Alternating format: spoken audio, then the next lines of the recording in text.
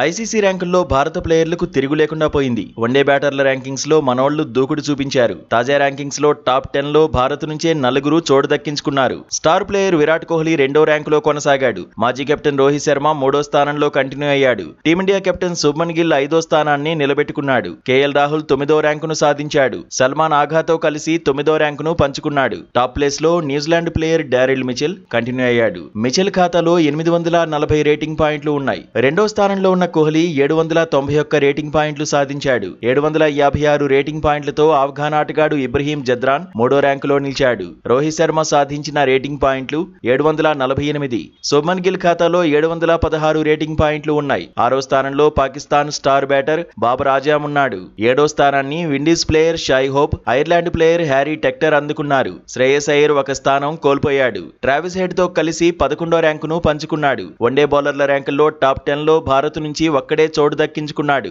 కుల్దీప్ యాదవ్ 7వ ర్యాంకులో నిలిచాడు. పాకిస్తాన్ తో సిరీస్ లో రాణించిన మెహదీ హసన్ మిరాజ్ 9 ర్యాంకులు మెరుగయ్యాడు. కుల్దీప్ తో 7వ ర్యాంకును పంచుకున్నాడు. మహమ్మద్ సిరాజ్ ఒక స్థానం కోల్పోయాడు. 14 నుంచి 15వ ర్యాంకు పడిపోయాడు. రవీంద్ర జడేజా 25, మహమ్మద్ షమి 26వ ర్యాంకుల్లో కొనసాగారు. అక్షర్ పటేల్ 37వ ర్యాంకులో నిలిచాడు. హర్షిత్ రాణా 46, హర్షదీప్ సింగ్ 48వ ర్యాంకుల్లో ఉన్నారు. టాప్ ప్లేస్ లో ఆఫ్ఘాన్ బౌలర్ రషీద్ ఖాన్ కొనసాగాడు. ఇంగ్లాండ్ బౌలర్ జోఫ్రా ఆర్చర్ రెండో ర్యాంకులో ఉన్నాడు.